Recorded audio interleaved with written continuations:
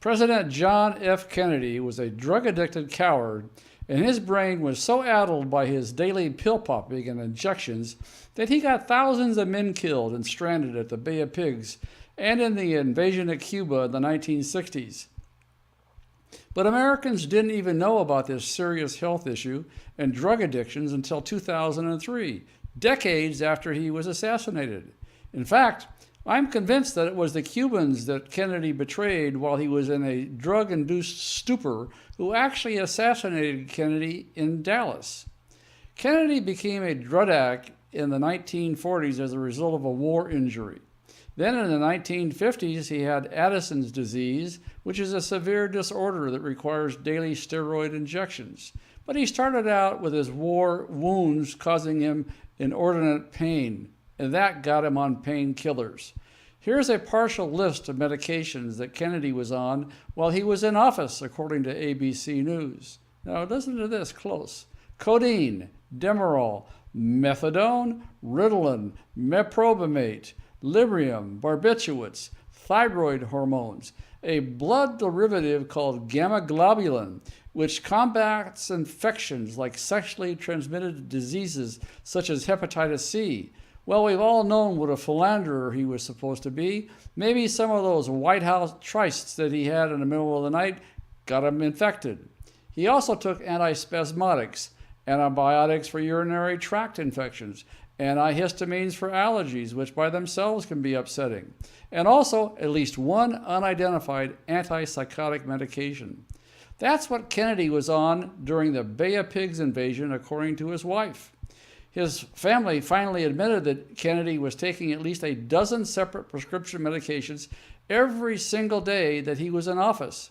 That doesn't include the illegal stuff like the amphetamines he was reputedly hooked on.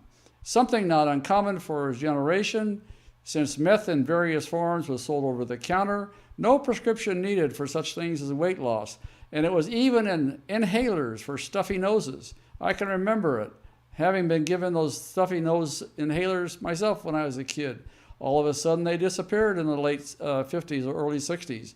But by that time, the whole generation was hooked on amphetamines, and I guess Kennedy was too.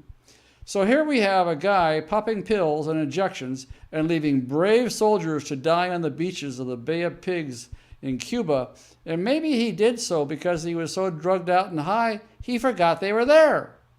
We cannot survive as a nation by allowing this to happen again, and I'm afraid that it is right in front of our eyes. The American people would never have elected a drug addict like Kennedy if they had known how serious his problem was. Unfortunately, we find ourselves in the same situation today with Hillary Clinton, who just collapsed at the 9/11 memorial ceremony in New York City. It looks like she had another seizure in public. How many has she had in private? The presidency of the United States is a 4-year elected position, so this is in fact a serious national security issue. What if Hillary Clinton is so sick she could be incapacitated in just a few months? What if she's on medications that could affect her judgment, exactly like Kennedy was? What if her current brain problems are a result of something she took back at her halcyon hippie days while toting with Bubba? The voters have a right to know the truth so they can make an informed decision at the ballot box.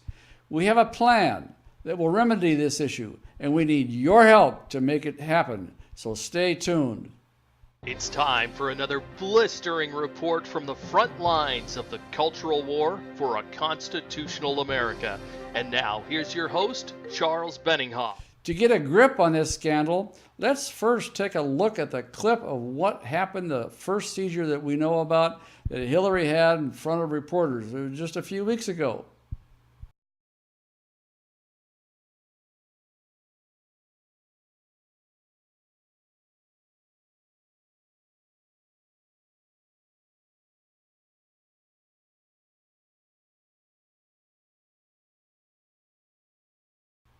And now, here's a clip of Hillary Clinton at the 9/11 memorial ceremony.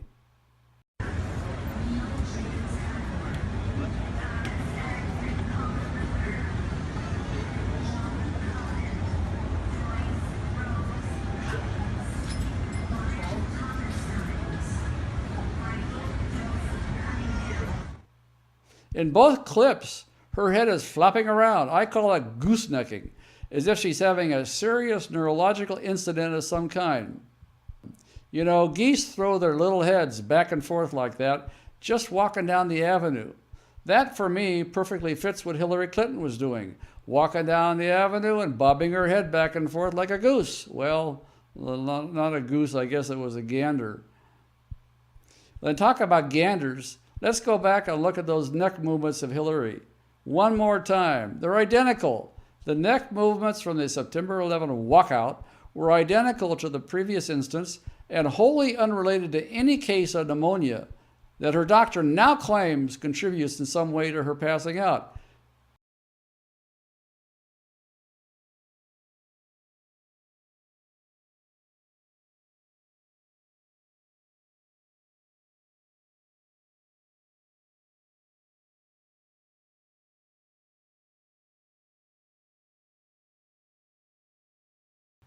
Indeed, did her doctor commit a kind of medical quackery by making a connection because of an unannounced case of pneumonia and this goosenecking? It has also been pointed out that just before the 9/11 Hillary collapse, she was pictured doing what's called a squeeze test with a doctor or nurse that attends to her apparently 24 hours a day, 7 days a week. The doctor or nurse is clearly having Hillary Clinton squeeze her fingers, which is one of the first tests done when it's believed that a patient is having a stroke or some other neurological problem. Hillary Clinton lies about everything, and in this case, she was caught lying again when she initially said she had allergies to try to explain away her seizures and coughing fits. Now, her campaign says it's pneumonia, and who knows what they'll tell us next time when her head stops goosenecking around. Here's how we can solve this, and it requires congressional action. We already have laws on the books nationwide that doctors and psychologists and other medical professionals have to report to authorities if they believe a patient poses a danger to herself or to others. We need such a law because it will do two things. First, we need the law to require that federal employees go to the authorities if they know something is wrong with a high-ranking official. This is no different than a doctor or psychologist does when the same thing happens for a patient. Hillary Clinton's mental problems date back several years and started when she was Secretary of State after she fell down and cracked her head. Yet no one in her inner circle has been willing to come forward and say anything about it. They need to be compelled to tell the truth. If the person in her inner circle is a licensed medical professional or employed in any capacity as a worker for the federal government, even in a derivative capacity such as an independent contractor, that person should face severe consequences, including loss of professional licensure, financial fines and penalties, and, in aggravated cases where there is concerted effort by more than one person to cover things up, criminal prosecution. Further, an individual cause of action based upon RICO laws now existing should be granted to American citizens if they can prove there was a conspiracy to cover up egregious conduct. And now second, presidential candidates must be forced to release their health records. Woodrow Wilson, Grover Cleveland, Franklin Roosevelt, and John F. Kennedy all had serious health problems that would have disqualified them, or at least most of them, from office of President of the United States if the voters had only known. The least of that probably was Franklin Roosevelt. His polio certainly limited him physically, although certainly not mentally. Nevertheless, that should have been disclosed and disclosed clearly to the voters. We as voters deserve to know the truth about our president. We, the American people, do not need to elect another drug-addicted coward like John F. Kennedy, whose cowardice caused him to be assassinated by patriots doing America's bidding in war or in peace. America doesn't need to go down that road again, and this is why the public has a right to know exactly what is wrong with Hillary Clinton. Americans must demand a law requiring full health disclosure from candidates and federal employees about any health issue that could possibly pose a danger to national security. There is no right to privacy about your medical issues if you're running to be the President of the United States, the Vice President, or any one of the senior House or Senate leaders. There is no right to medical privacy. You are American servants, and we deserve the right to know what's going on with your health. If you wish to become involved in helping to set America on the right course, stay tuned for further instructions from Bob Mallory. This is Charles Benninghoff signing off and wishing you freedom, fulfillment, and God's many blessings. Here is how you can take action on this issue today.